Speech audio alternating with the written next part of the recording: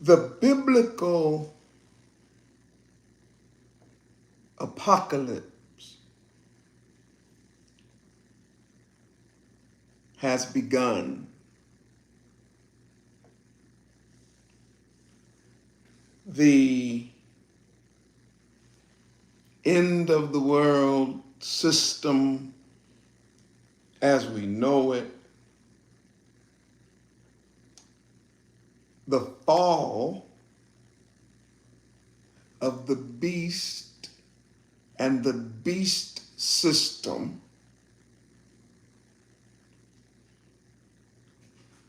has now begun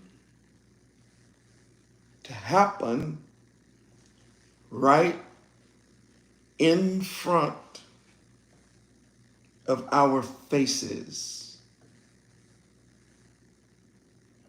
The apocalypse has begun. Technology has made it possible for everyone, everywhere to see and to know and to experience certain occurrences simultaneously as they occur in real time.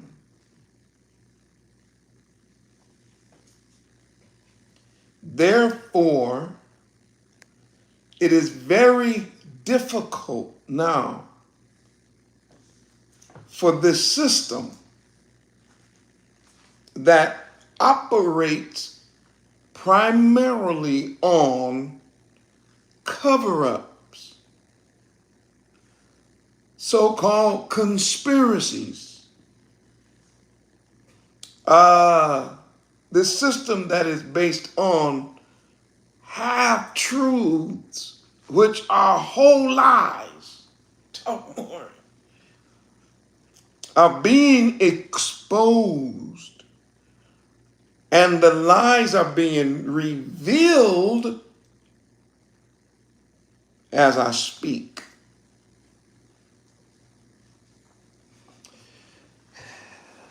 Everything that was done in the dark, talking world now, nations now, and all that.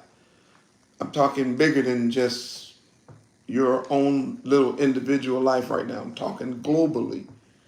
Everything that was done in the dark is now being brought forth into the light.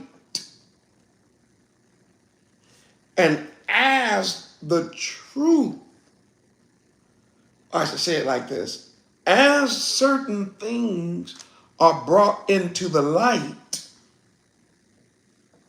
then the darkness that had previously shrouded certain events, certain truths, certain people, that these things, as you bring all of these world events into the light,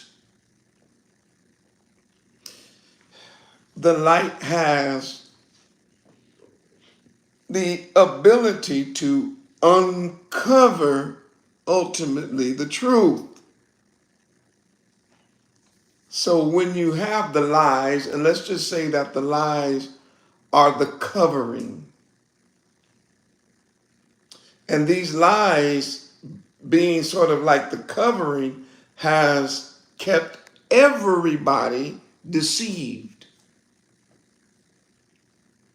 These lies are not normal lies. These lies are extraordinary lies. These lies are diabolical lies. These lies are criminal lies. These lies are crimes against humanity lies.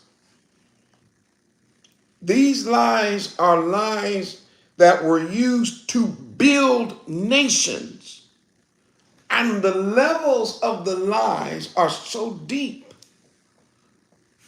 that most people, when a person even slightly attempts to expose the lie, that person is called a liar himself. I'm going to say that again. The layers of lies are so deep that when a person seeks to just simply uncover an actual lie, we live in a time now that that person will be called a liar for simply wanting to uncover the truth from the lie.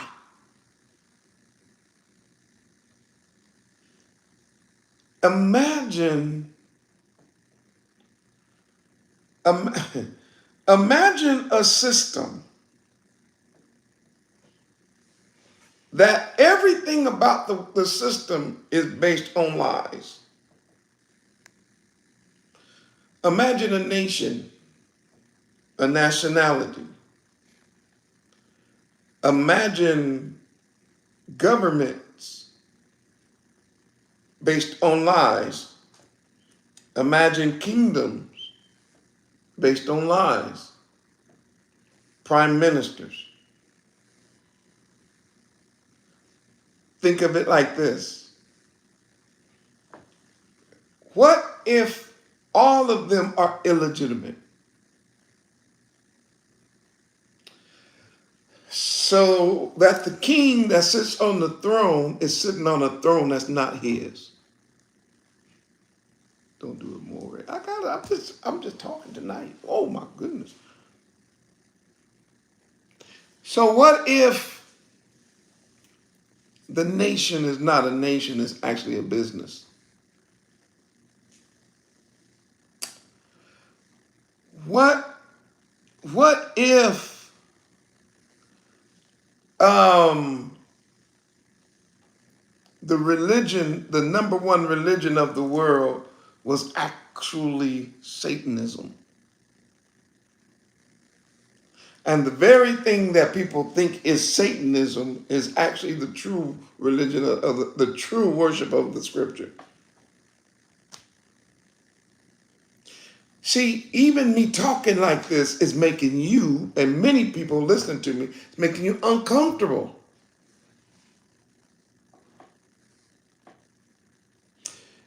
You're uncomfortable because in this society that's based on lies, one of the fears, even of us, even fears that we hold inside, we are afraid that there may be a time when the things we thought were true were a lie.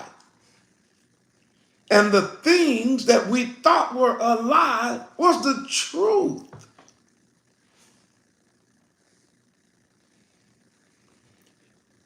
So therefore, in order for the truth to prevail, our King Yahushua HaMashiach must continue to push the world leaders, world events into the light.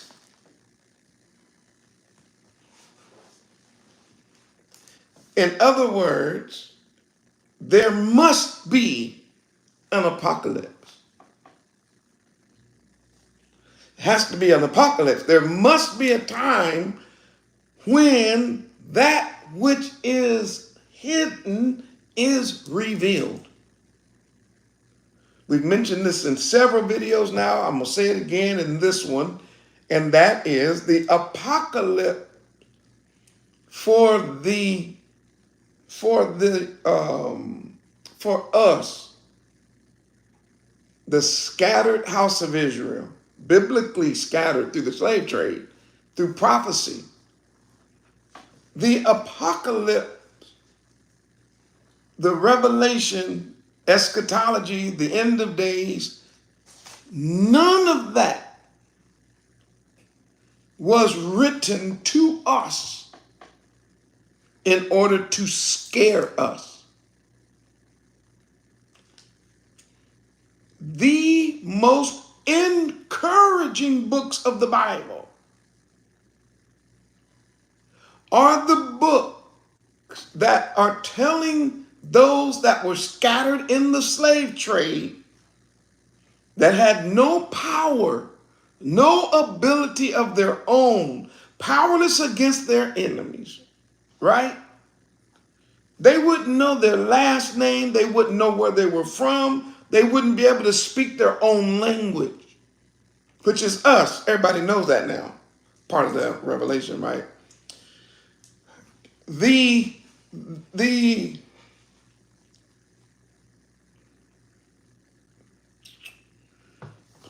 apocalypse was never designed to be scary for us.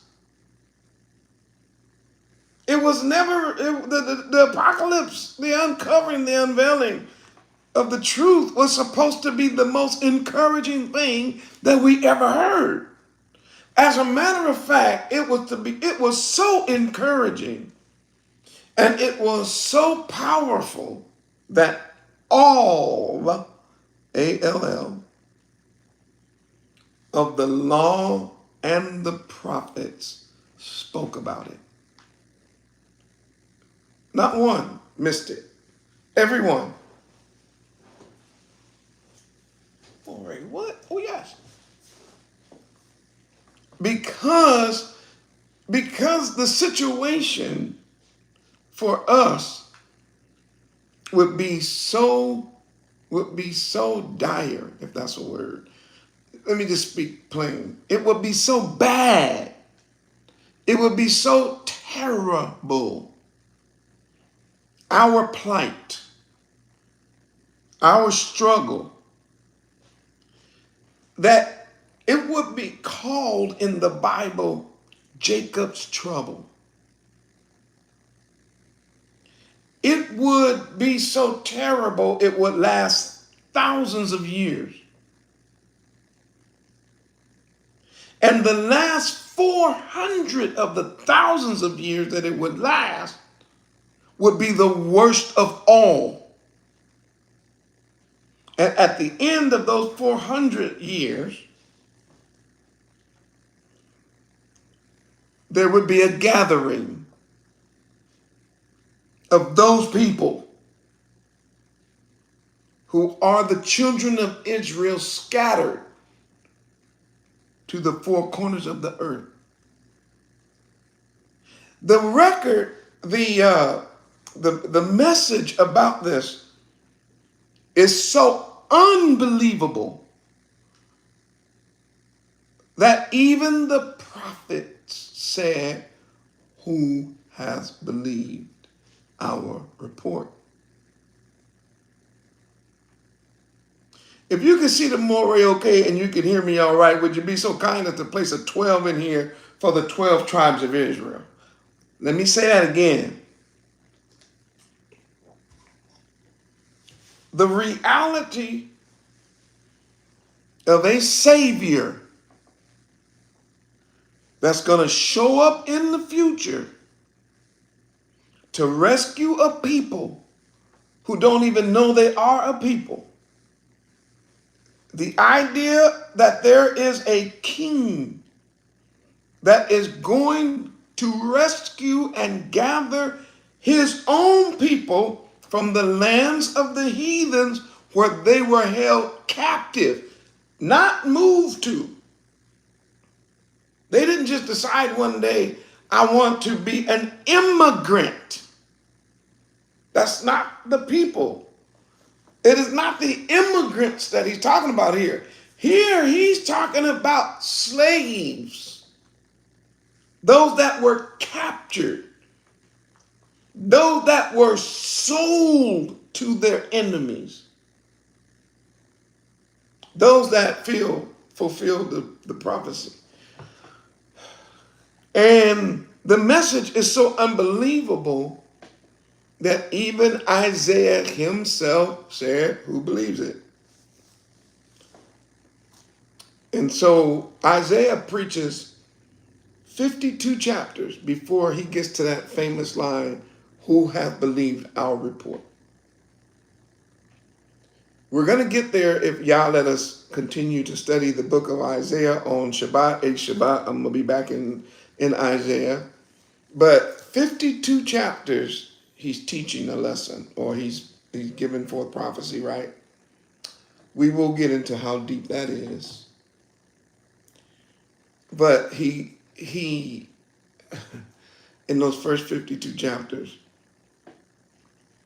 his prophecies are so heavy.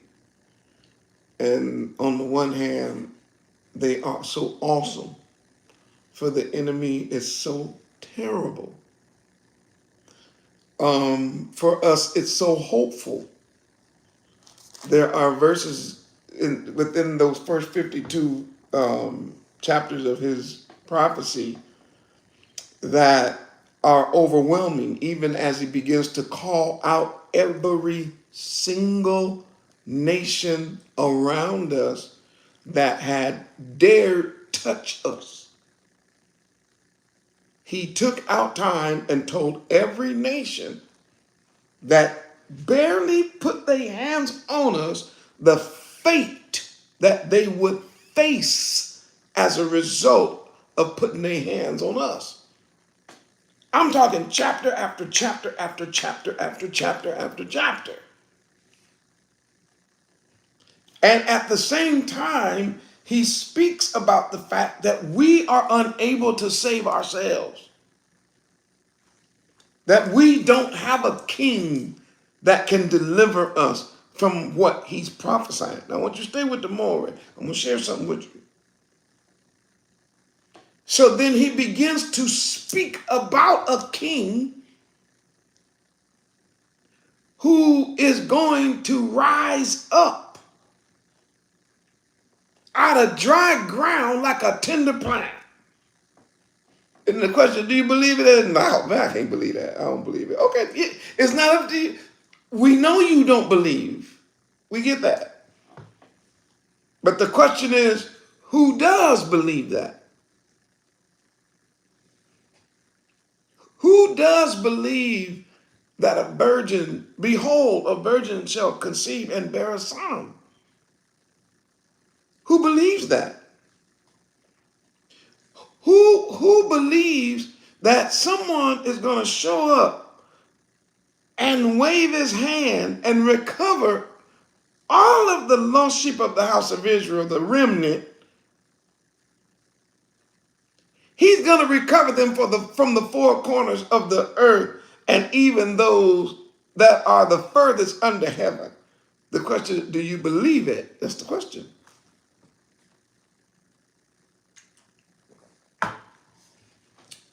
So most people will say, I don't believe it.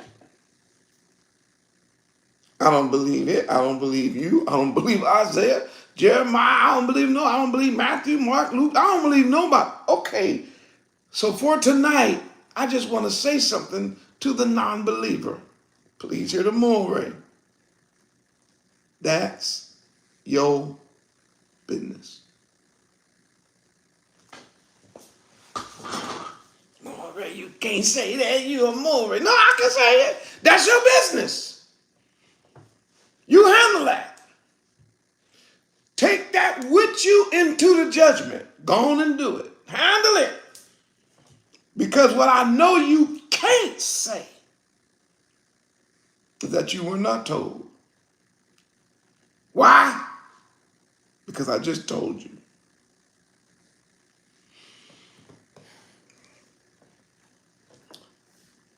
the gathering, I'm going to show you tonight. We started this yesterday. The gathering of the sons and daughters of the slave trade that were sold to our enemies, the heathens, that we were unable to fight our way out. Into this captivity we went. We came out of this captivity not knowing who we were, whose we were. We did not know our language. We didn't know our last name. We came out of this captivity believing that God was a white man and God's son was a white boy looking like Caesar Borgia. We came out of this captivity believing that we were the Gentiles and that we should be glad that the white European, who, by the way, enslaved us, right?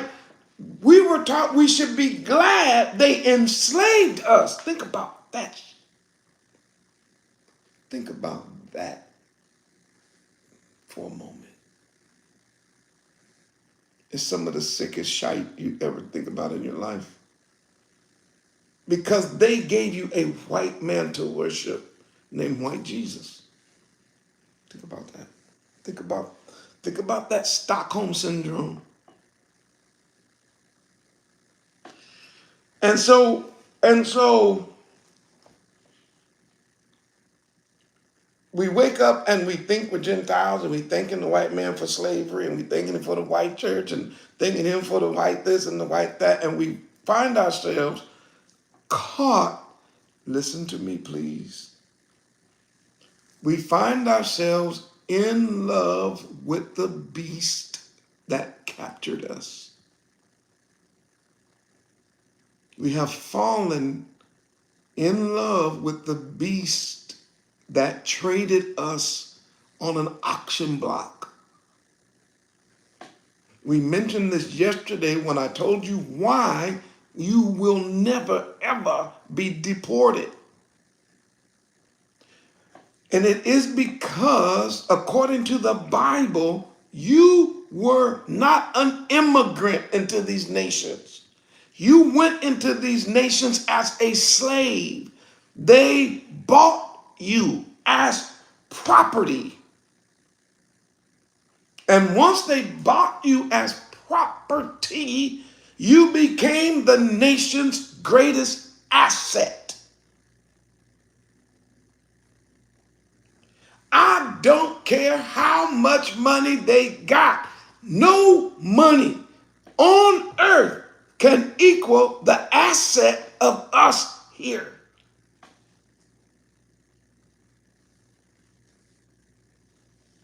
It ain't no way. The money don't mean nothing. If you ask this nation, would you rather have money or would you rather have the Negroes? They're gonna say, oh no, you can keep that money. We want them. Why? Because they're the jewels.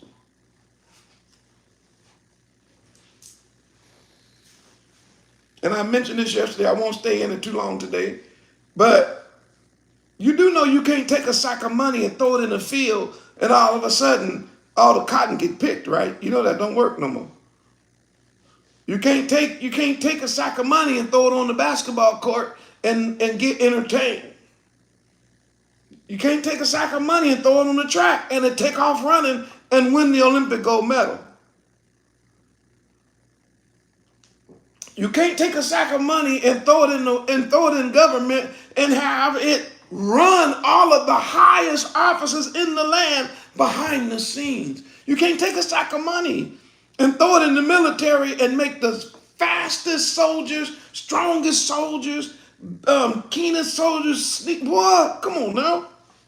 Some of the best pilots, snipers. No, paper can't do that. I don't care what you print on that paper. It can't do that. So no, we need the people. Therefore, they never going to get rid of you. They must be forced to do it. Just like Pharaoh. Now, if you're still rolling with the Maury and this hard-hitting introduction didn't turn you completely off, put a hallelujah 100. Why? Because we've given out from the Awakening Remnant Koalition what Abba Yah loves, and that's the truth.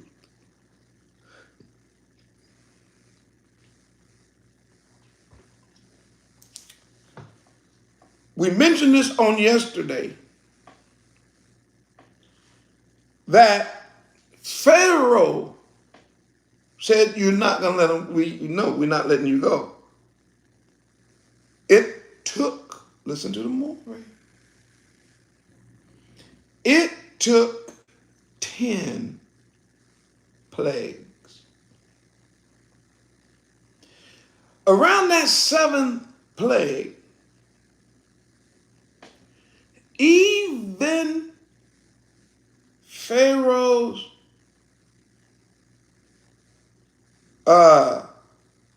cabinet, even Pharaoh's government officials, his wise men, they said to him, why don't you let these people go? Can't you see that Egypt is destroyed? That's what they said. You administrators, you find that verse, put it in the chat. They said, oh, and by the way, it's good to see y'all in the room. They said to the Pharaoh, can't you see that Egypt is destroyed? When you read it,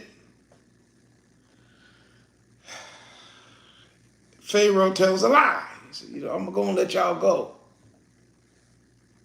But then he lies, and he does not let them go. And he then started speaking about killing them, or at least killing the men of the firstborn. He started talking about killing and destroying and all that.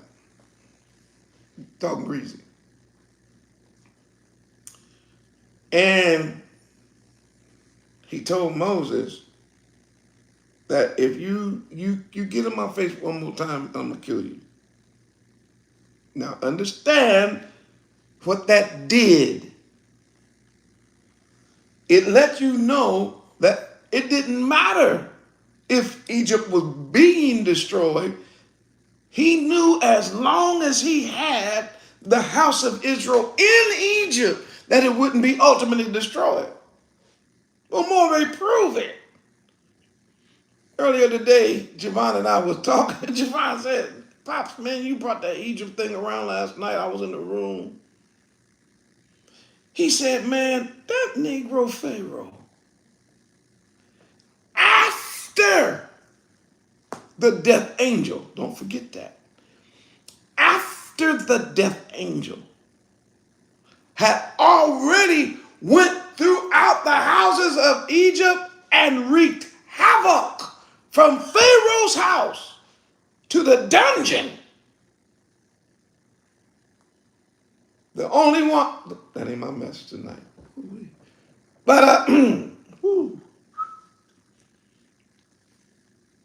But,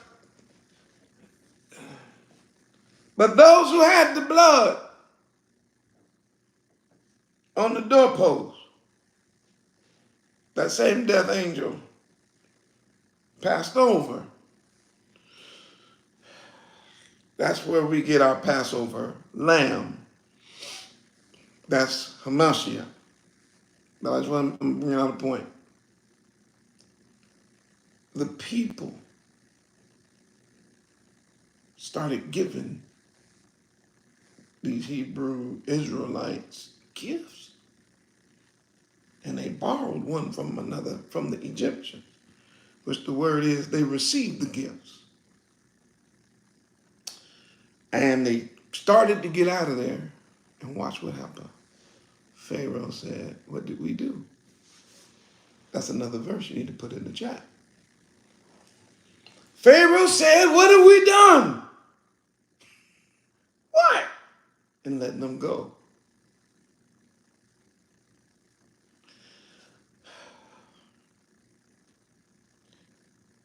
After letting them go, realizing that it was the collapse of the empire, gathered their military. They got their army. They got the Navy. They got the Marines. They got the Special Forces. They got the Green Beret. They got the Navy SEALs. They got everybody. And they said, we got to go get them back. It's in the Bible. Watch the parallel. So Yah had to create distance, space between the house of Israel and the Egyptians. He had to create space. He had to create a separation. Because, just stay with me, because he was pulling his people out of Egypt. And by pulling them out of Egypt, when Egypt realized what they were losing, that's the point I want you to see. They said, we can't afford to lose them, or it's over for us. Therefore, they then pursued. But Yah had a different plan. Yah's plan was not to have them die by the sword of the Egyptian. So then Yah himself got involved. Every time I tell people this, it makes them feel, it makes them feel really weird because, you know, you watch the movie about the Ten Commandments, and I keep telling y'all that movie was a lie. But they think I'm a liar for calling out a lie in the movie. I want you to understand something about that movie and where they wrote it. They didn't write it the way it's supposed to be written, the way the Bible explains it.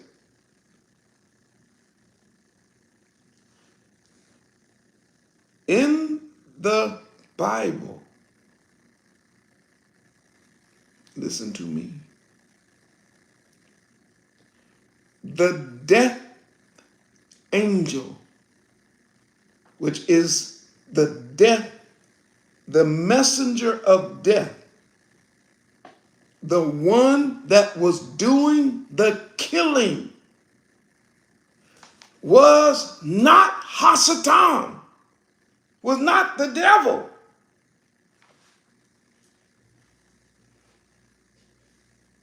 The one that did the killing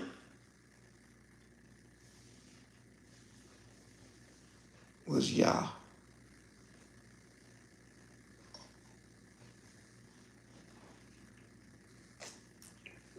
When you read the passage the way it's supposed to be read, he said, when I see the blood, I will pass over. Why? Why is that important for us to see? Because they lied to you. Tell you that was the devil. That wasn't the devil. That was Yah doing that to the ones that killed us. They were killing our babies and throwing them in the Nile. They were killing our babies and shoving their dead bodies into the bricks of the pyramids, into the bricks of the storehouses, into the brick backs of the rooms and the palaces because they claimed that we wasn't making the tally. So they said, then how about we use your children? So at that time, that was Yah's judgment on Hamite superiority.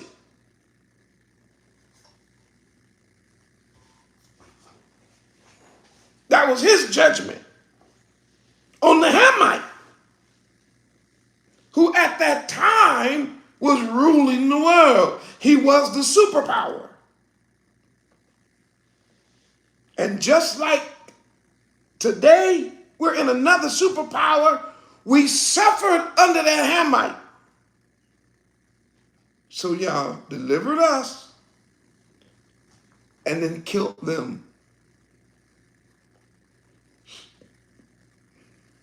I'll show you another one. I know that's heavy for some of y'all. It's making you short circuit, but just try to stay in the room.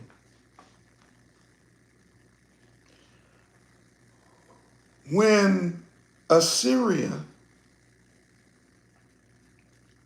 attacked and captured the northern tribes and carried them away captive, Yah then used, I'll use this word because it's biblical, he used his own sword, which is this dirty, nasty heathen, to do what? To destroy the Assyrians. Why? Because they held us in captivity. We were powerless against our enemies. So Yah brought us out. Only a very small remnant from there. The residue of the house of Israel, which is Benjamin, I should start with Judah, which is Judah and Benjamin. They remained in the south of, they call it in the south of Israel, but really in the south of the promised land. They remained there. But their wickedness caused Yah to judge them with Nebuchadnezzar. I'm trying to show y'all something here tonight. What did Nebuchadnezzar do? As soon as he captured us, he began to see our wisdom, knowledge, and understanding of things. And he was wicked in the beginning. Just understand that. I'm talking about wicked as hell, wicked. But he moved Mishael, Hananiah, and Azariah, and Daniel into the king's palace. And they worked, if I use this, they worked for the government. Most powerful men in Babylon. But then Abayah called us to come out of Babylon. And I want you to hear this, because this is so, ooh-wee. When you read Isaiah, and remember, we weren't even in captivity at that time. When you read Isaiah, and you read Jeremiah, and you read Ezekiel, I could probably go on deeper than that. And for sure, Daniel, some of their major prophecies is the destruction of Babylon. Tell them, get out. So then, how do we get out of Babylon? That's the question. It has never been by military might. We've never fought our way out. But at that time, it was by decree. So I'm going to show you something. I'm going to fast forward.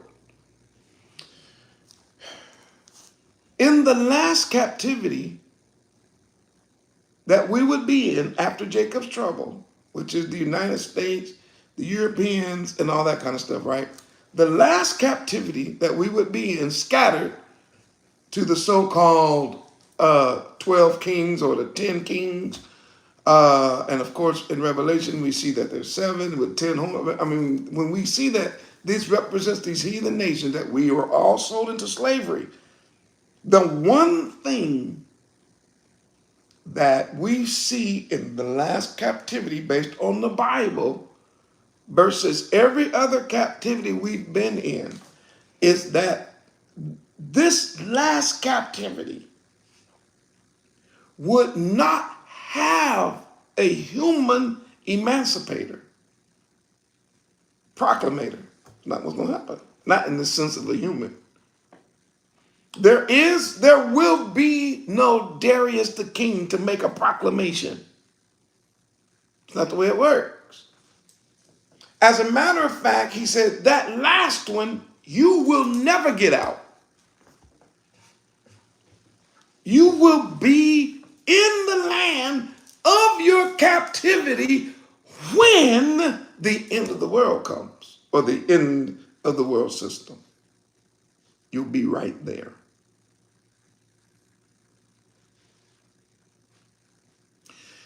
And here is what is unbelievable. He says, but I'm going to come get you. Who? I'll get you. I'm going to recover you.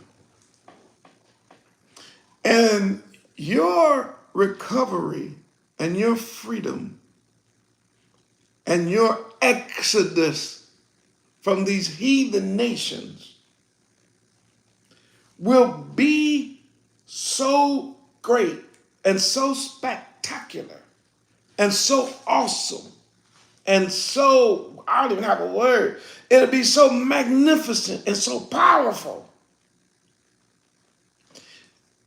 that you would forget Egypt.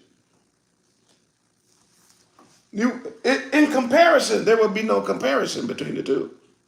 How he's going to do it is going to put Egypt to shame. You're not even going to remember Egypt. And that is where I want to talk tonight. What time is it?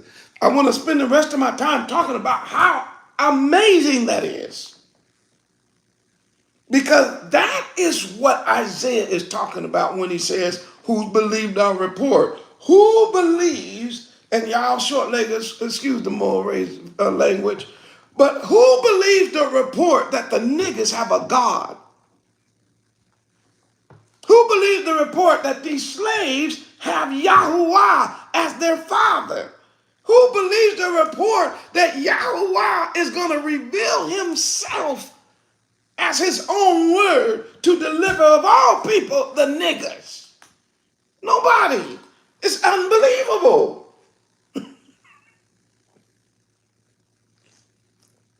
It's an unbelievable message. And that's why it's such a walk, quote unquote, by faith and not by sight, because you can't see it. You stumbling over small things. You can't see this big thing right here. But I'm going to prove in the scripture. I think I saw my brother from another mother, Dr. Netanyahu. It's good to have you in the room, Aki. I told our Rabbi for helping us out on tonight. I have to show you something. We started yesterday. I mentioned that we are not going to ever get deported. Ever. You can forget it. Boy, that video right there, I barely put it up yesterday. That thing already, I know, is approaching over 6,000, maybe more views in one day. That is probably going to go viral among us. And we ain't even talking about doing that in spite of YouTube shadow banning. We're not even dealing with that part. We don't even know how many people, probably hundreds of thousands, have already watched the video. And it changed their lives. Why? Because they never saw it the way I showed it to them yesterday. And the only reason I showed it to you is because Abayah, he shows it to me. I am a seer in the last days for the house of Israel. And I showed the world that Matthew chapter 24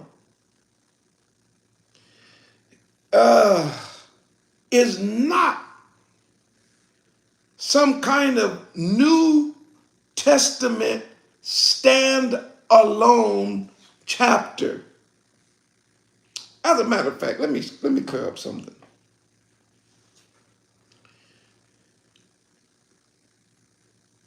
There is actually, when you really study the Bible, there is actually no such thing as a New Testament.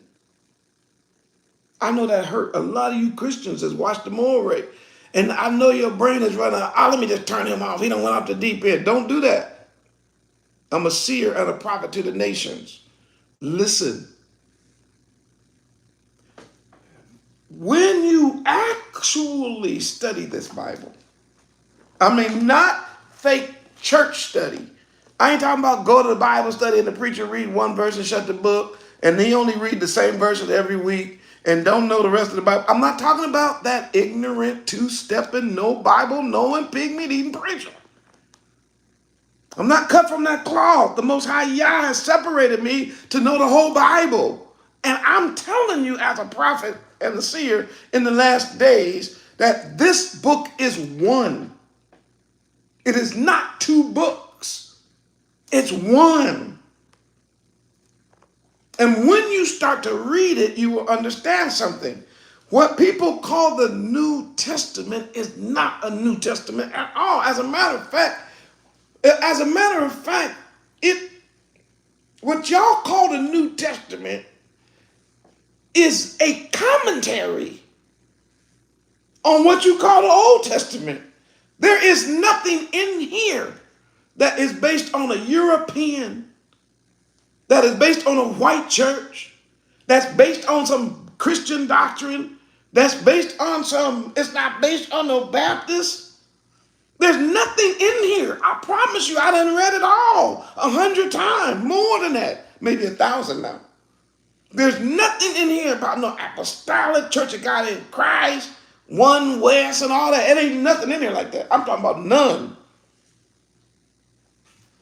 This book here, the Bible, has one covenant. It's not a testament. It's a covenant. And it's a blood covenant. And this covenant, one covenant, just gets renewed. I've said that 1,000 times, but we always got new listeners. It just gets renewed. It gets renewed over and over again. So when Hamashiach sheds his blood for us, he said, the English say, this is the New Testament in my blood. And that's what people say, oh, there you go. That's not what it says in Hebrew, though. In Hebrew, it says, this is the renewed covenant. Because the covenant has already been established. The problem with the covenant was it had not been ratified in his blood. There was only lesser sacrifices. That's all. Bulls, goats, turtle doves, talk more, sheep, lamb. Lesser shadows that could not wash away our sin. That could not stand in the gap for us throughout all eternity. It just, no. They were but shadows of him that is to come. Now watch. So therefore, Hamashiach, listen to the Moreh tonight, never in his brain, in his mind, or in his heart, set out to start a church, a New Testament church.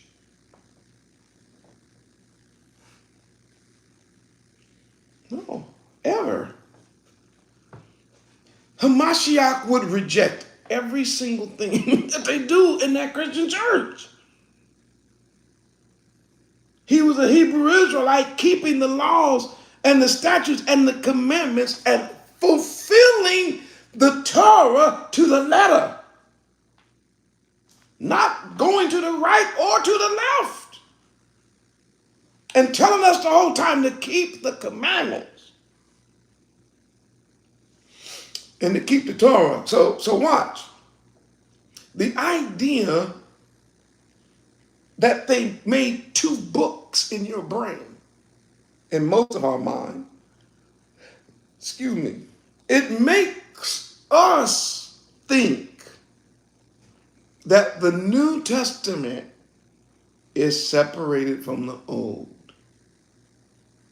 And that anything that's old is done away with. Anything that is new, we should keep. And I'm here to tell you tonight that when you read, especially eschatology, there is nothing in here based on nothing no European said. This ain't no church doctrine here. This ain't no Baptist faith and message. This ain't no apostolic. This ain't no Catholic. This ain't no so-called Judaism. This is not Islam. This ain't Buddha. This ain't none of that kind of stuff. Oh, no. So, Lord, what is it then? It's Moses. Come on, Maury, don't do that. I got to do it. Yeah, that's who this is. When you're reading this, you're reading why Abraham and Isaac. You're reading Jacob and his sons. You're reading Moses and Aaron. This is all built on Joshua. This is built on the judges. Even Ruth. Samuel is in here. The history of the kings are in here. The genealogies of the book of Numbers is in here. Why Moses is in here. What y'all call the New Testament. Moses is here.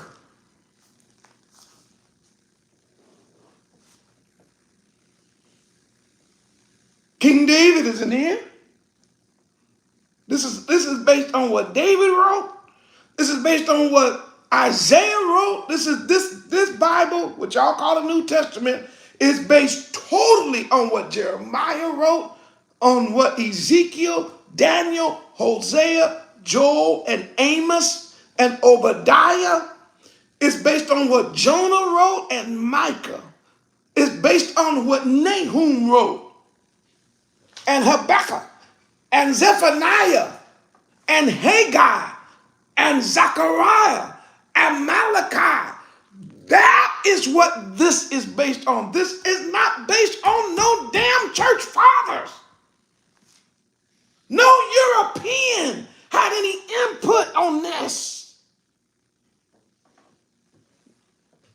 The Christian church was not even invented until 300 years after the writing of the Revelation by Yahrahn.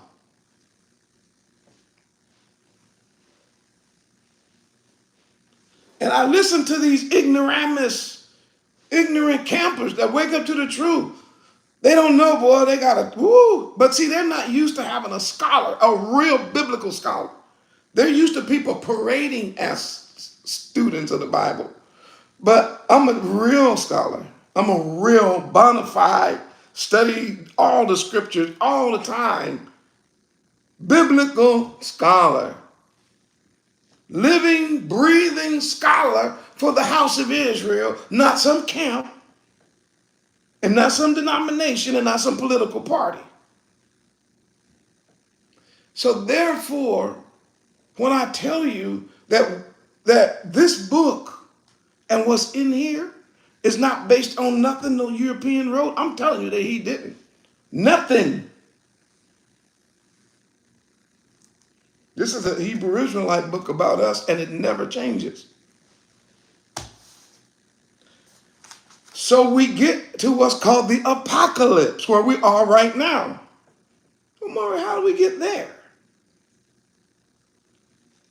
All of the truths of this book get shrouded in lies. So the prophecy is, at the end, all of the lies are removed by this book. Let me say it again. The prophecy is that all the truths in this book would eventually be covered with lies. But as we get closer to what is called the apocalypse, the lies have to come off of it. And the truth comes to light. Why? Because you cannot suppress the real truth. It shall come back up to the top, no matter what you do. The Bible says heaven and earth will pass away before one stroke of the pen, one letter, one yod, one tav. So, therefore, when we read this Bible, you are not reading it correctly using European eyes to try to find eschatology. They can't see it because they can't see themselves as the beast that held us in captivity. They can't see us as the Gog and the Magog that held us in captivity. They can't see it. Their brains won't let them do it, even though there's been nobody else scattered to the four corners of the earth who had lost their name and their land and their manure and all that, even though we fulfill all of the biblical types and all of the prophecies. Their white supremacy won't let them see it right, so they can't interpret anything. That's why I tell them, y'all need to listen to me. Because I can see it the way it's supposed to be seen. That is not a statement of arrogance and know-it-all. Because I definitely, the more I read the Bible, the more I know I don't know it all. So please don't put that. I'm just simply saying that he promised to give seers. I just happen to be one that he gave. Now, why he called me, that's a whole nother question. I'm still trying to deal with that myself. And I'm not in bad company. Because even Paul, what's his name was Saul, he said, I'm still trying to apprehend that which has apprehended me. I'm still reaching. I'm still striving. I'm still pressing. But that does not diminish Paul's usefulness in explaining Torah to us.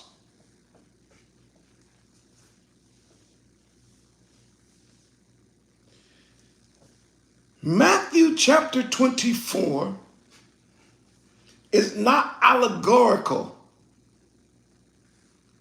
It's not make-believe. It's not fable. It ain't necessarily about China and Russia. I say, oh boy, the way these heathens have turned this thing around, they don't even use the Bible to interpret these verses. But I'm going to use the Bible because I know where these verses come from. I know where the Messiah got this. This didn't come out of just off the top of his head while he was talking. He just made up something. This is not made up. If I had time tonight, I could go through this entire chapter and show you that every line in here is in the Torah. Just don't have time tonight. Because our theme was deportation. And I told you all, don't worry about ICE. Don't worry about the Immigration and Customs Enforcement of this U.S. government. Don't worry about that. It's not your concern. Your concern is not ICE. Your concern is not the immigration custom enforcement of this country. That's not your concern. Israel, sons and daughters of the slave trade. Your concern is being ready to meet your king when he comes, because he's coming to redeem the remnant.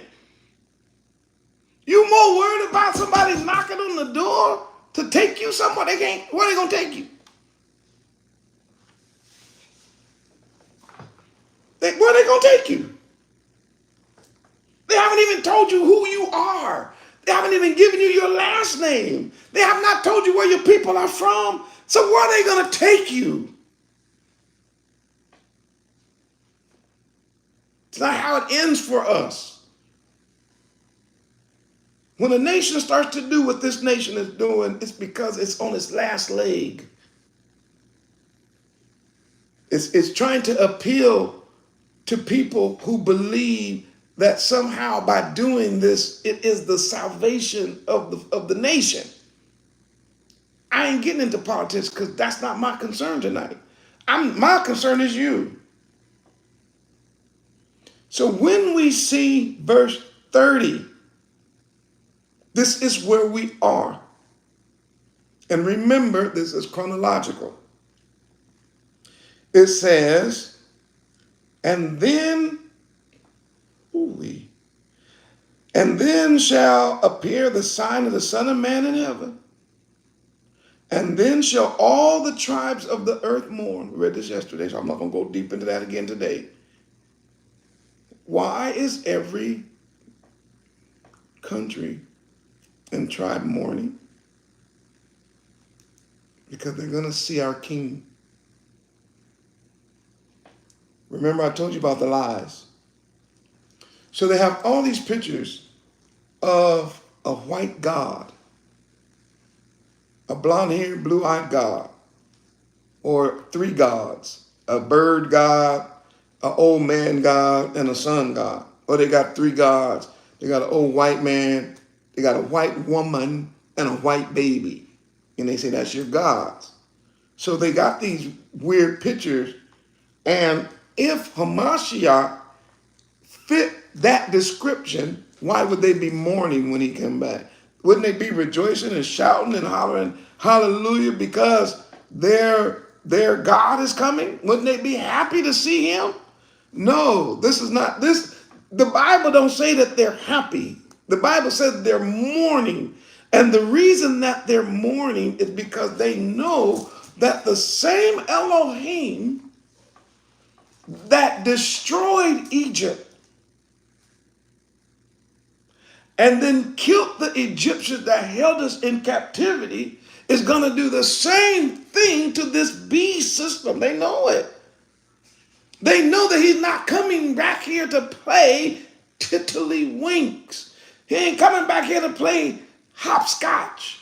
He's not coming back here in order to do some double dutching with you. He's not coming back here to play no Jackson. None of that kind of stuff. No, this ain't coming back here for no kiddie games. The book is about the Messiah coming back to kill everybody who touched us. I know that sounds, for most of you all, there's no way. If you read the book, just read it a few times. That's how it ends. I've read that so many times for you all. That's how it ends. It ends with him redeeming his remnant and killing everybody who touched them. That's how a book ends. And he saves the last war against the enemy. He saves that last battle for himself. That's where we get the verses that say he has reserved a day of judgment. Some of the translations say he has preserved a day of judgment. Some translations say he has appointed a day of judgment for them. And it's the same picture. I've told you all this before, but I'm going to say it again. It's the same picture of a great warrior that all this time he's been watching the enemy wreak havoc on his people. And everybody wants to fight the enemy, but they're not able to defeat them. So then he saves that person and that enemy for himself. And that's what we see in the Bible. That's how it ends. And then us, the remnant, who wake up to the truth of who we are and whose we are, and we turn to the covenant, we then follow him into the kingdom, along with the Gentiles who also recognize who he is, recognize who we are, and they bow down their knees and they turn to the covenant and they give to support the house of Israel, as in the case of Cornelius. That's how you get in. You can't get in no other way. They're willing to become handmaids and servants. Why? Because we were forced to be handmaids and servants. That's how this book ends. That's the apocalypse. The revealing of who he is and the revealing of who we are. If you're still at least in the room, if I haven't ran everybody out with this truth, put a 500,000, please. Because verse 31. So you see right here it says, and they, in verse 30, then shall appear the sign of the Son of Man, and then shall the tribes of the earth mourn, and they shall see the Son of Man coming in the clouds of heaven with power and great glory, right? So once again, this is the idea of the time that is that what's occurring is that people are now able to see that the return of the king is imminent. They know he's coming. They can see it. So how is he coming? In the clouds of heaven with power and glory. The two things that they thought they took from him when they crucified him. They believed that they had took his power, and by stripping him and crucifying him, they believed they took his glory. But as we continue in the apocalypse, it's starting to realize, no, we have not. Now, I want you to see the word and. I know this is English, but it's really difficult to teach two languages because I'm not a Hebrew scholar. I was an English major, but I'm not a Hebrew scholar. I just know some Hebrew. I'm learning Hebrew. I'm trying to get deeper in Hebrew. But one of the things that we can see is grammar. And when you see the word and, it is at the same, it's an addition. It's a conjunction that has to do with addition. So the way the writer is writing is, let me tell you what's going on in heaven. And you can say it like this, and at the same time, let me tell you what's going to be going on down here on earth. Did y'all catch that? If you did, put a 600,000. Let me look in the chat on this one, because you need to catch that one. Let me look.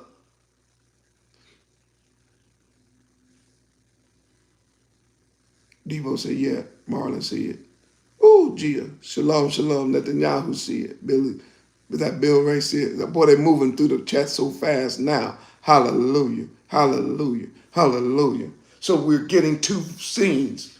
We get the scene in heaven where everything is being prepared, the Son of Man. And look, we've already did the videos of the things that happen in heaven, the signs, right? that nobody else could have made those signs. But yeah, he's still doing those. But now the writer has to bring you to earth. He's like, okay, and let me show you what's going on here. So at the end of the world, during the apocalypse, what's going on here is verse 31. And verse 31 says, and he shall send his angels with a great sound of a trumpet. And I showed you all yesterday the word Shalah. And told I would buy Gia for this whiteboard. Finally going to use it tonight. I want to show you the word Shalah. So you could look this up on your computer. And I already know it's going to be backwards.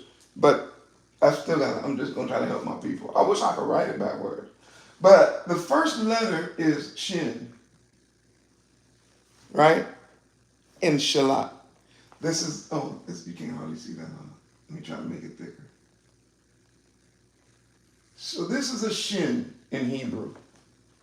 Right? And it means teeth.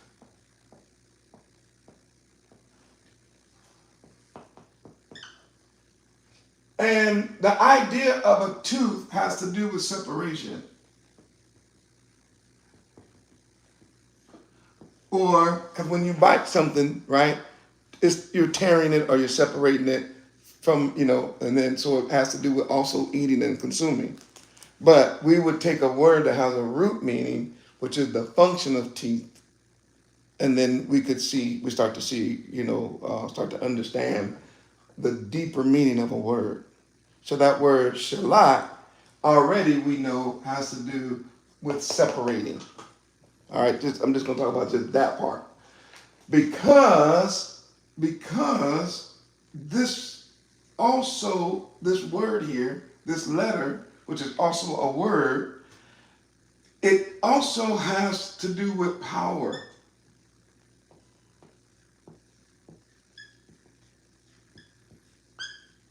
So whoever this shalak is, which we're going to find out it means sent, the people that are going to be sent is going to have power. Talk more. They are. Now watch. If I already know Nat probably going to put the verse in before I say it. But these are people. They are apostles. The scripture says, and you shall receive power. What do you mean? Yes, it's in this word. It's in this word picture here. The separated ones have a particular amount of power given to them by Yah. The other letter in this is the Lamed. Uh-oh. Oh, here it is. The other letter in here is the Lamed. So, and the Lamed,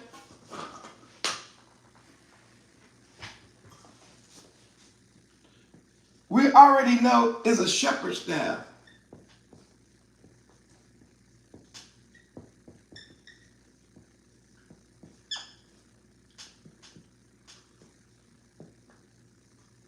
So we know it's a shepherd's staff. The Lamed is a shepherd's staff. That's what it is. What does that mean? The shepherd's staff symbolizes authority.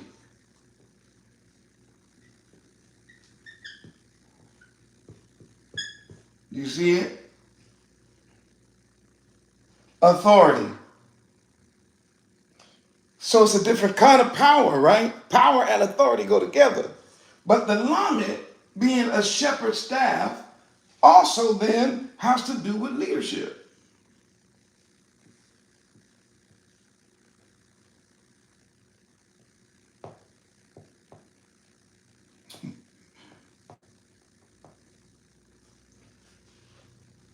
I'll show you this word shalat.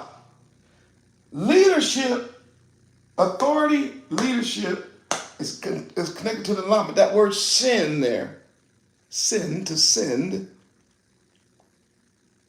is our word shalak, which we already see means separated people that have the power. And the power is to lead, or is the authority to lead. So when you see verse 31, it says, and he shall send, we already have the two letters. We already know that he's sending someone that he separated.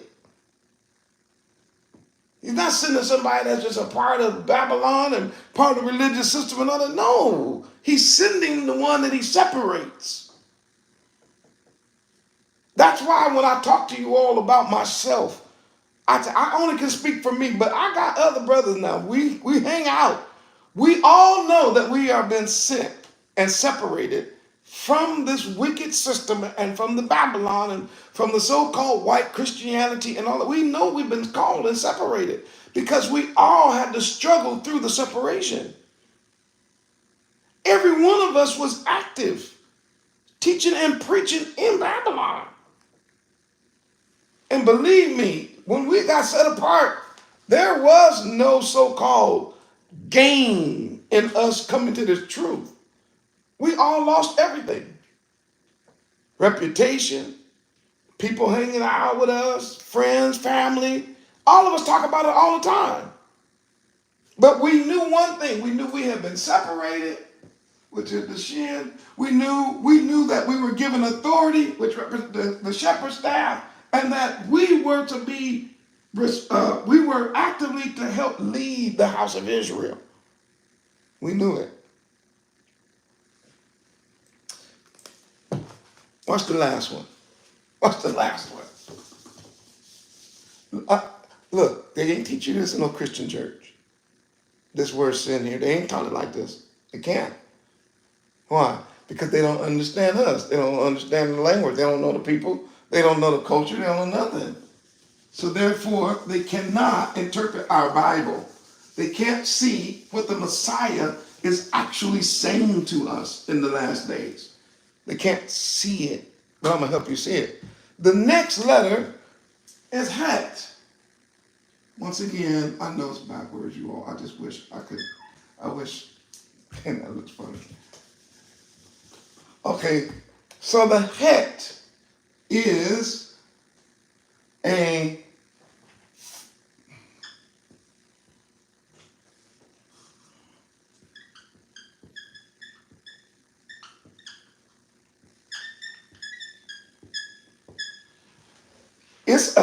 Het is a fence or a wall. The idea of any fence or any wall, number one,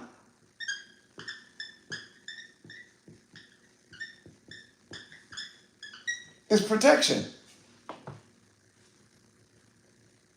Number one is protection.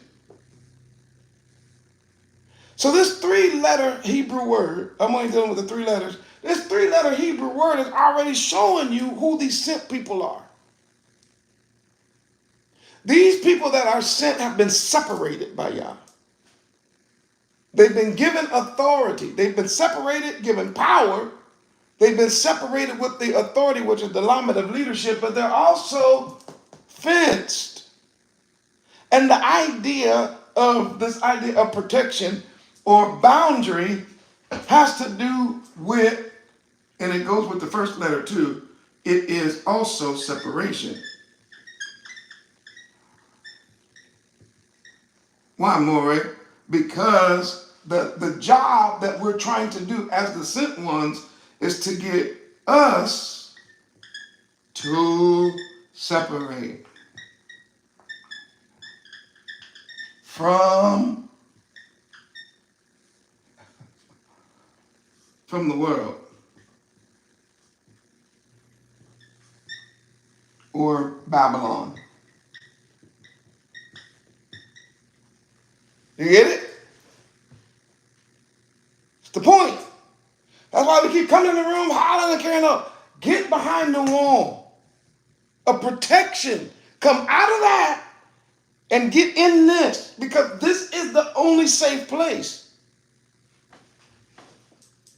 Now, some of you all might recognize the letter the letter het, from the word hin, which is just two letters, which is het. And I know it goes this way in Hebrew, but het nun, right? So, het nun is where we get the word hin,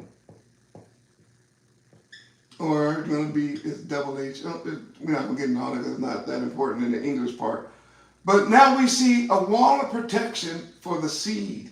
This is where the Hebrew word, this is really grace. This is really grace. Het is a wall and a fence. Nun is the seed. So the idea of biblical grace is when the seed, the house of Israel, is behind the wall of protection. And in those days, the walls were made up of tents that were all pitched together. So all the tents would line up, tent to tent to tent to tent, and it would make a wall. As all of the people, I don't know, y'all probably have this, you can screenshot it, but it would make a wall. So if you had, oh, you know what, I might as well do it like this.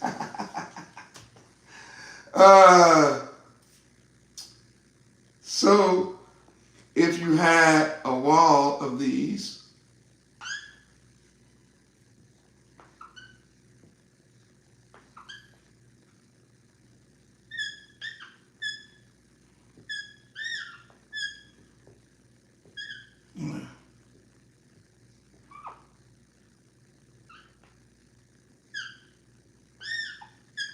if you have a wall of these, right? This is a bet. If y'all didn't know, you can cut that up. So you have a wall of tent, then anybody who is inside here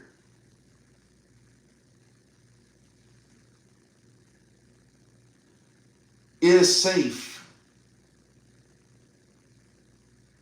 Because you have the tent walls of the family and of the Torah and of the covenant protecting you.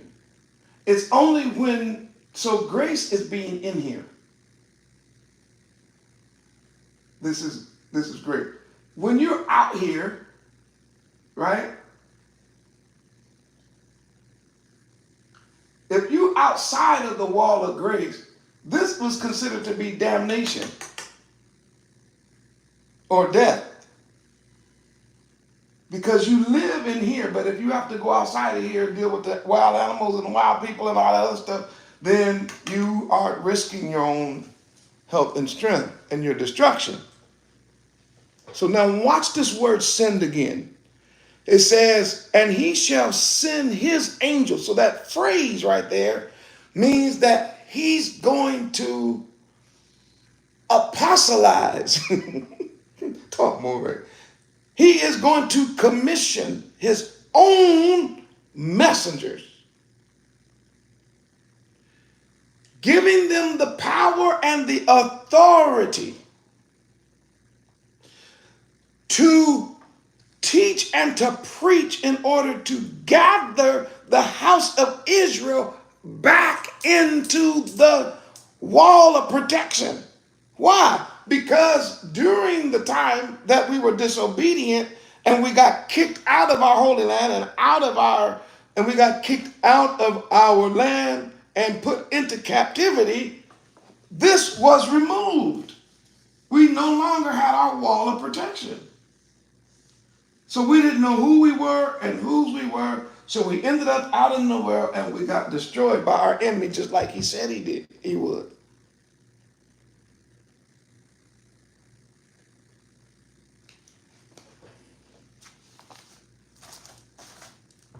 So therefore, watch. He will send his messengers, his angels, and look at how they would do it. No more. Oh, yes. See, you don't know how marvelous and powerful your own Bible is because nobody's actually taught it to you.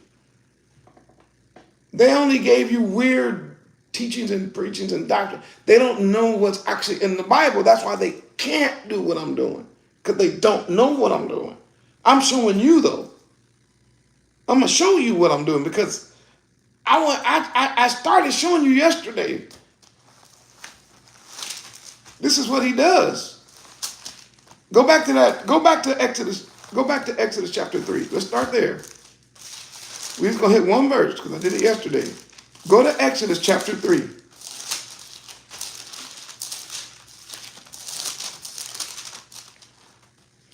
Exodus chapter 3, one verse, verse 10.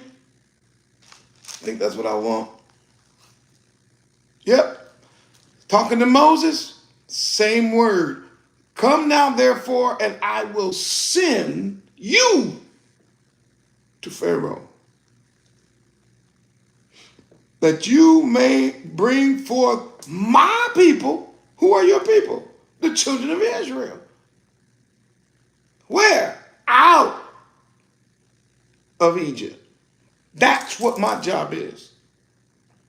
To preach and teach to get y'all out of Egypt. Away from Pharaoh. Into the wall of protection. Into the house, into the covenant. Why? Because Yah has already said he's getting ready to destroy everything outside. And it's happening. We're watching it. Isaiah 6:8.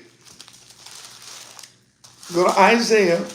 Hit these one, get these big one verse because of time.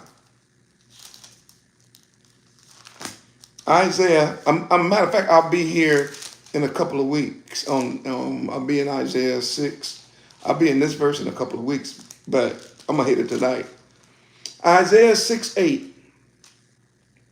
It says, also, this is Isaiah talking. He said, also, I heard the voice. Now, he don't say no Adonai. I told y'all. These heathens wasn't even consistent with this.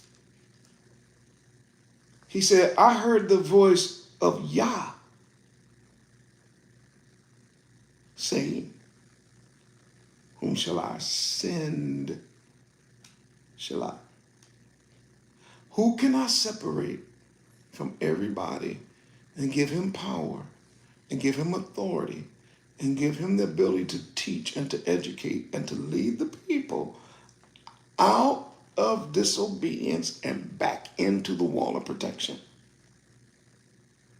Isaiah knew exactly what he was saying when he said, whom shall I send and who will go for us? And then he said, here I am, send me. So when Yah got ready when he wanted to reach the people that were at this time about to be scattered, we didn't listen to Isaiah. He chose a person to send them. Let's prove that a little deeper. Jeremiah. Oh, and Todah Rabbah, somebody put this in the chat yesterday, and I was grateful for that. They put this verse in the chat, and I don't even think I had mentioned it yet. So Todah Rabbah for y'all rolling with the more, right? So let's go to Jeremiah. One book over. Jeremiah chapter 7, verse 25.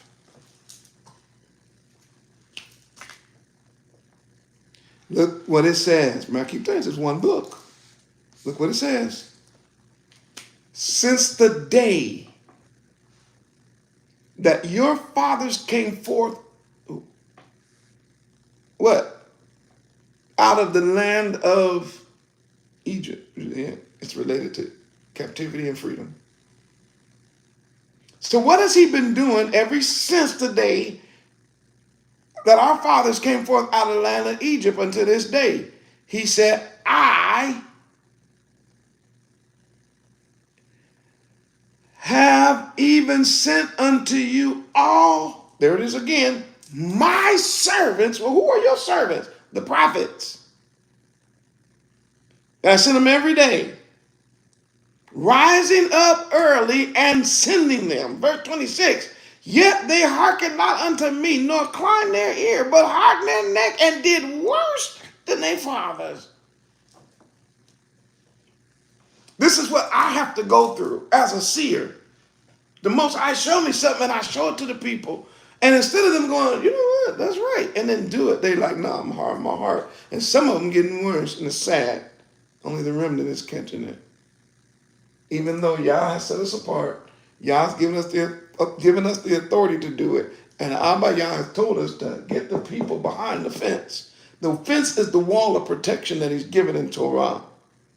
The fence really is him, but I ain't got time to do that, because if I get into talking about how he's my fence every day surrounding me, I'm gonna start hollering and shouting, and we ain't gonna never leave. So let me do that. Let me stop right here and just say that this wall and this fence is the Torah.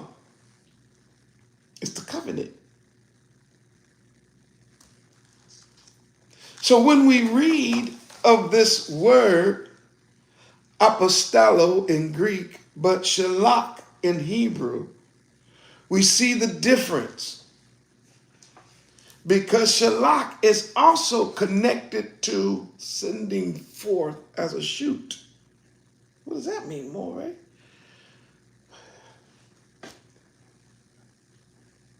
In the Greek, it just means, and look, all you Greek scholars, you need, and all the pastors listening to the More, listen to me, because I'm telling you the truth.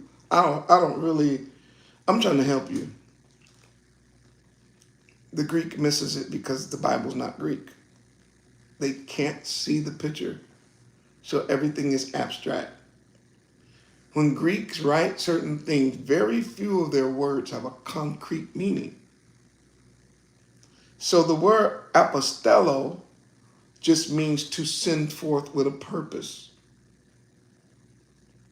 But the word shalach, it has to do with the idea to send and to dispatch, but something different. It also has to do with a tree sending forth branches. A tree sending forth limbs. Why is that? Well, what's the difference? One, the Greek, it could be anything that's sending something. But for us, what determines whether or not we are sent from Yah is, are we connected to the Torah? Are we connected to the law and the prophets and the writings? Because that's what he's sending forth. There's no new thing being sent forth that come out of Europe. The whole idea is to send forth the branch from the same tree. From the same tree, the same trunk, the same root system. Why? And the result is supposed to be the same fruit.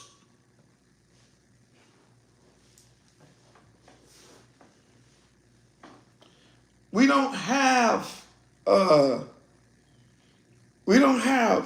denominations in Israel, in the real true house of Israel among the remnant.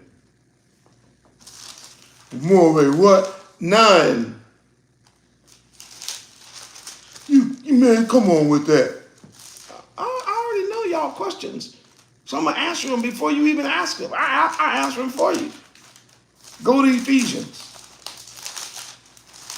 Go to Ephesians.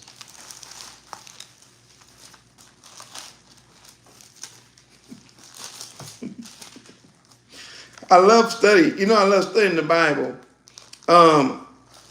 But I'm really showing you this with a purpose.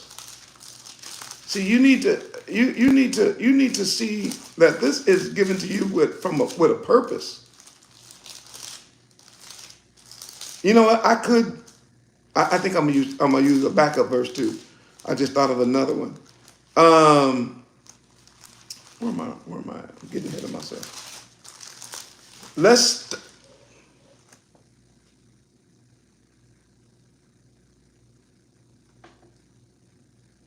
start in Corinthians. We're going to go to Ephesians, but I decided since we're going chronological. Listen. Corinthians chapter 1, 1 Corinthians chapter 1, verse 10. Now I beseech you, that means I beg you, brethren, by the name of our King, not Lord, Yahushua HaMashiach, that you all speak the same thing. Ain't no denominations in Israel. That's a heathen concept. That's satanic. 29,000 denominations in one Christian, quote unquote. Yeah, because that is Christian. That is false doctrine. They don't have to be biblically correct. Only the Hebrew Israelite remnant must understand this, is that we speak the same thing. And there is no division, which is denomination. There is no division. One of the things I have a lot of trouble with is some of my Hebrew brothers still say this, and I'm above it, so I have to always try not to condescend and feel condescending, but there ain't no such thing as agreeing to disagree. I don't do that. I continue to disagree, and I don't agree with you that you okay and I'm okay. I don't agree with you. Not when it comes to the Bible. Now, when it comes to other stuff that don't mean nothing, I don't care.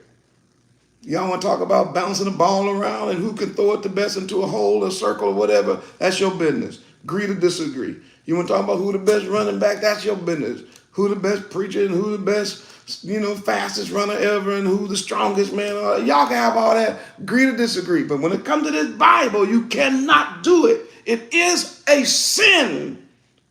That's why Paul wrote this. He said, because you can't have no division. There be no division among you, but that you be perfectly joined together in the same mind and in the same judgment. Woo! Righteousness, Torah, the law. It's only one. He said, because I noticed that you guys got divisions over there. Now let's hit that Ephesians. Come on over to Ephesians chapter 4. Verse 1. No denomination. I, therefore, the prisoner of Yahuwah, beseech you that you walk worthy of the vocation wherewith you were called, with all lowliness and meekness, with long suffering, forbearing one another in love, ahavah, endeavoring to keep the unity. See, ahad is our theme. It's our national anthem. In the ruach of the ruach and in the bond of shalom. Now watch what he says to the Hebrew Israelite. He said, there is one body. We don't have no denominations here. It's just the remnant. It's one body. One ruach. Ain't no two ruach. As you are called in one hope of your calling. One king. One emunah. One baptism. One Elohim and Father of us all, who is above all and through all and in you all. No, we're not going to agree to disagree. I just disagree with you. Unless you can prove it in the scripts. Now, if you show me something I'm wrong, I'm not going to hold on to my wrong and say I'm agree to disagree. I'm dropping whatever I thought was right and I found out it was wrong. Why? Because we don't agree to disagree. We agree. We work it out among each other till we come to an agreement.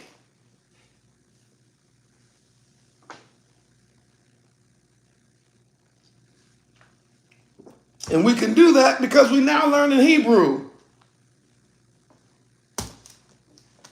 So therefore, all of the shoots, all of the branches, all of that which is sent forth from the root system through the tree, through the branches, they got one thing in common. They all agree. I gotta go. Y'all not ready for this. I said they got one thing in common. They all agree. They've already agreed. We ain't changing up nothing. If this is a peach tree, then the roots say, "Hey, this is a peach tree. Come up through the it come up through the branches, and the branches say, now look here, Lim, we making peaches here." Lim said, "I got you, bud." And the limb put out a little twig. He said, "Now look here, twig. Don't you come changing nothing. You know the recipe. We making peaches." And then the little twig said, "I got it." And then he tell the leaf, "Now listen here, leaf. Don't be over here trying to change up nothing." And then they tell the bud and the flower. Next thing you know, it's producing the peach. Why? Because it's all it's all working together to produce the same outcome. The limbs and the branches and they ain't sitting there on that tree agreeing to disagree and starting 150 different denominations. What is wrong with you? You heathens had us going for a minute. We wouldn't even talk to our cousin because they were Church of God in Christ and we were Baptist. Boy, going to hell for that. Wouldn't even fellowship with the apostolic and all that, and didn't know that every single one of those denominations are built on doctrines of demons. That's why I tell people, when you come into the walk of the truth, you have to reject all that wickedness that you learn in them heathens. They don't know the Bible. They don't know this. Now let me go back. Watch. Look, at this point, y'all already got it. I'm not even really going to have to go that much deeper, but because we actually have a feast that corresponds to this. Watch. Go back to Matthew chapter 24, verse 31. So, and he shall send his messengers. He said angel, but it could be the apostles, or it can be his powerful messengers, which I told you yesterday could be people and angelic beings. It don't have to be either or. Okay, prove it. Because they're going to speak with the sound of the what? Of the trumpet. Isaiah clearly tells us to cry aloud, spare not, and then said, lift up your voice like a trumpet. So what's happening here is not some kind of weird, mysterious, like Disney picture of like people floating around and just blowing a trumpet out in the sky somewhere. And that somehow is going to like wake up all the white Europeans and get them to like, some going to be caught and left and all that. I'm like, what? Boy, all that stuff is make-believe. That's all make-believe. What really is going to happen is he's going to start sending out his own messengers. And they're going to be opening their mouths as a trumpet. And their job will be gathering together his elect. And they will be from the four winds or from the four corners of the earth.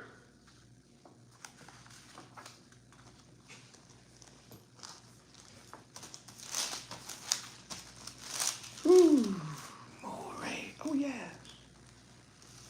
Yes, the trumpet is cold. He not only has angelic beings as his trumpeters, as his announcers, as his sent ones. He also has us. If I was to go deeper into this, I would tell you all, that's why you be careful how you treat people. He said, because you could be treating an angel, that's the same word, just simply mean a messenger, unawares. He's not necessarily talking about an angel that came down from heaven. I mean, although that can apply, but that's not really what he's saying.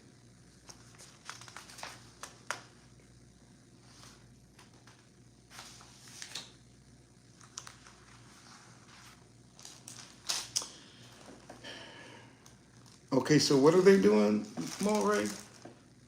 They're going to gather together. You see it? They're going to be gathering the people. Why? Why is this necessary? Because the people would have been scattered. How did they get scattered? Through the slave trade.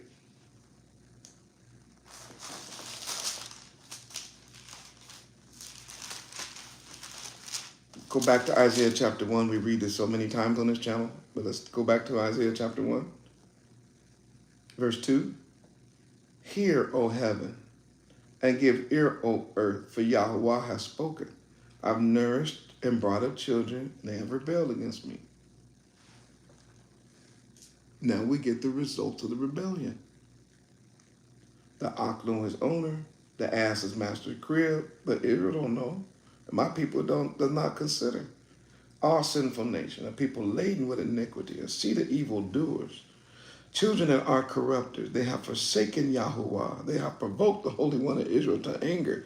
They're gone away backwards. Why should you be stricken anymore? You revolt more and more. The whole head is sick and the whole heart faint.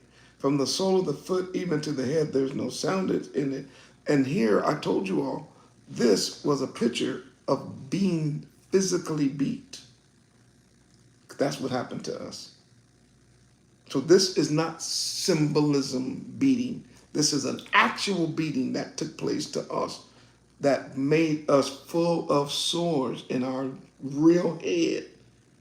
From the crown of our head, from the sole of our foot to the head, there's no soundness but wounds. There's the picture, bruises and putrefying sores that have not been closed up, neither bound up, neither mollified with ointment. Your country is desolate. Your cities are burned with fire. Your land strangers devour in your presence. That's all us. It is as desolate as overthrown by strangers, and the daughter of Zion is left as a cottage in a vineyard, a large in a garden of cucumbers, as a besieged city. And it says, except Yahuwah of hosts had left unto us a very small remnant. You see that? So then the question is, what would have happened if it wasn't for the remnant? It says we would have been as Sodom and should have been like unto Gomorrah. So watch. We are watching our people in the diaspora. We are watching our people as a result of the slave trade. We're watching our people right now in America, in these Americas and other places where we've been scattered.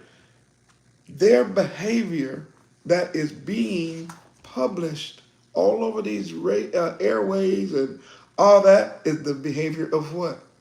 Sodom and Gomorrah. That's what's going on. The music industry just got busted. What? Sodom and Gomorrah. The churches, Sodom and Gomorrah. Politicians, Sodom and Gomorrah. Hidden files, Sodom and Gomorrah. All over the world, everywhere you look now, it's normal. You can't even have a so-called Juneteenth without Sodom and Gomorrah. You can't march without Sodom and Gomorrah. Can't do that. He said that's where they was going. And the only people that's not with Sodom and Gomorrah are the remnant.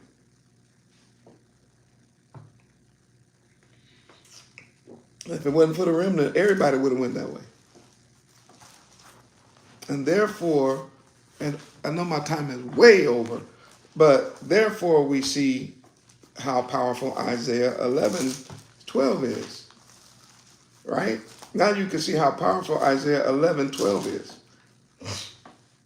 Because 11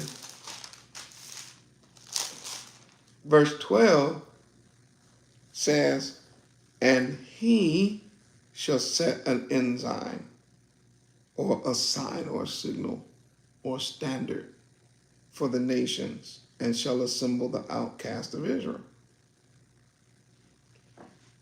Matthew 24 is fulfilling Isaiah, which is fulfilling the Psalms, right? Which then is fulfilling Deuteronomy. Because when you come out of chapter 28, you get to 29 and 30 and 31. And so Deuteronomy is what inspires it's more than that, but Deuteronomy is who inspires, of course, David, and then King David is the number one inspiration when you read the text for Isaiah, and then Isaiah is probably the greatest inspiration for Jeremiah, and they all keep referencing these verses. So when our king comes on the scene after the Babylonian captivity, but under the Roman occupation, he is referring to these prophets, not Europe, not the Christian church, not the so-called rapture doctrine that they teach about white people going up and all that. He's not referring to blonde hair, blue eye, white supremacy. He's not talking about. He's not dealing with none of those books. He don't care nothing about no church fathers and no Bootmon and Clark and all them people. Man, he care less. All them so-called theologians. Man, he ain't never. Man, Yeshua not reading no Schofield. He ain't care nothing about what no John MacArthur say. What are you talking about? He don't care about none of those people. He don't read Holocaust, and he don't read none of them. He don't read no Matthew Henry commentaries. None. He don't care about none of that. None of that matters to him. What these people say about this. What the Messiah is speaking about is what has already been written in the law and the prophets. Which is what, Moray? The gathering of the people. Let's read that again. Let's start at verse 11. No. Let's start at verse 10. Let's start at 10. And in that day there shall be a root of Jesse. There we go. What? Yeah. Starting at verse 10. Which shall stand for an ensign or a signal or a sign to the people.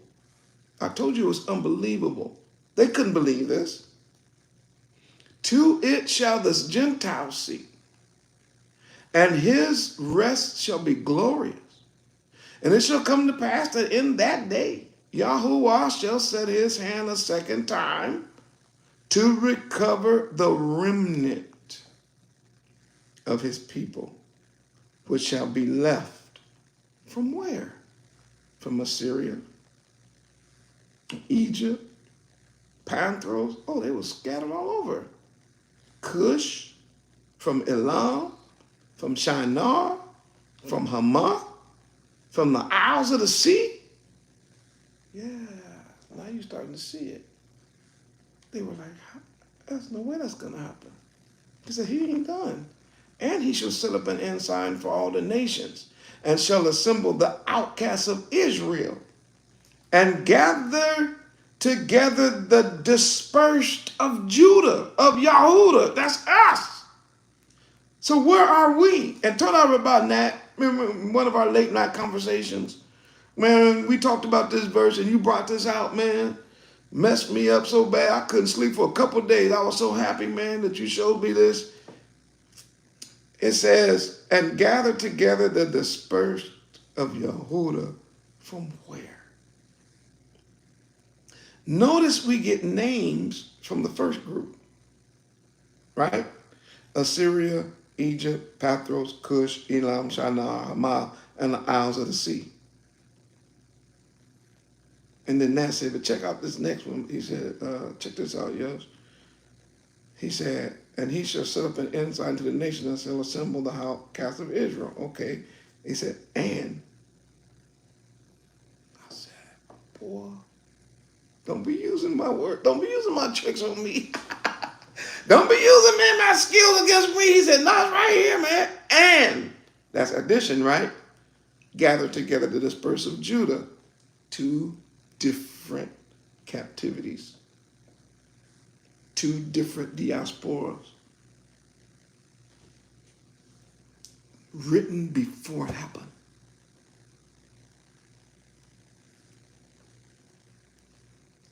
So the dispersion of Judah, the dispersing of Judah to the 4 corners of the earth came later.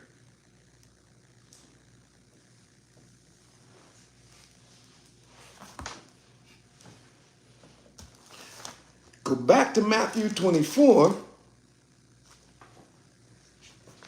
and he shall send his angels, apostles, his preachers, with the great sound of a trumpet, their voices, and shall gather together his elect. From where? From the 4 corners or 4 winds. And then it said, from one end of heaven to the other. This is what our king is talking about. He's talking about what Isaiah said. He's talking about what Ezekiel said. He's talking about what Jeremiah said. He's talking about what David said. He's talking about what Moses said. But he's also talking about what he said himself to Abraham. But I'm about to get out of the room. But now you can start to see it. That's why I told y'all, you don't have to be afraid of no Donald Trump deporting you. He can't. He would have to admit that we are the house of Israel. And then 34 million people? All of us, 34 million Israelites? Man, they'll blow up this whole. Let me get out of the room. Woo-wee. The diaspora, I'm sorry, the gathering of the 4 of us from the 4 winds, y'all, is us.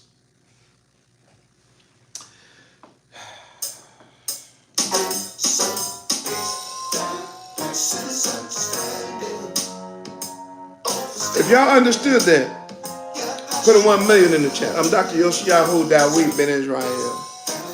We're a full-time ministry here, asking that you would give tithes and offerings to keep these teachings and preachings and lessons, teachings and sermons available to help the house of Israel. What do we ask in return? The tithe that's biblical and offering. If each one of you all did that, do you know we could operate without any type of financial barriers? And if we could do what we're doing now, imagine what we could do if Abayah.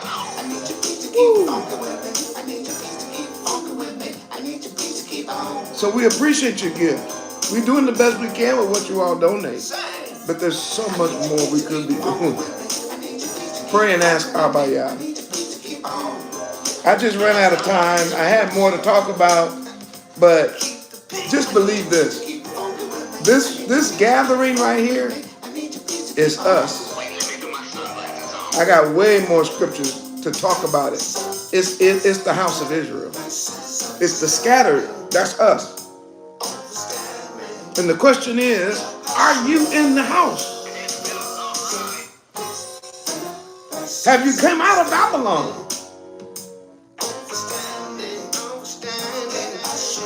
Are Are you at least trying to hear what those of us who've been separated into this work is trying to tell you? Are you at least trying? Please don't be like the people in Jeremiah's day. Don't be like the people in Isaiah's day. Let this day be a different day. Let this day be a day of repentance.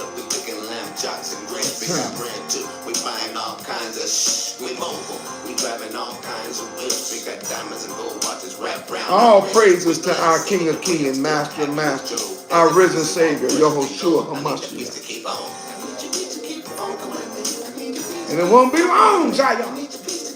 We're going home where we belong. He's going to gather us. So keep looking up,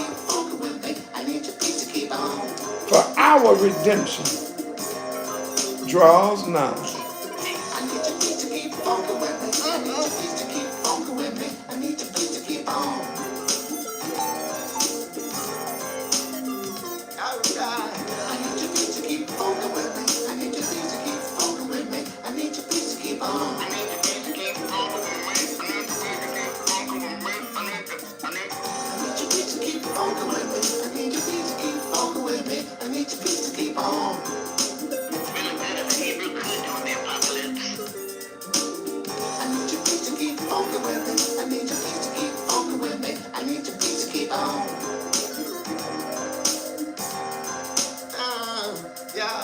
I need your peace to keep funkin' with me. I need your peace to keep funkin' with me. I need your peace to keep on.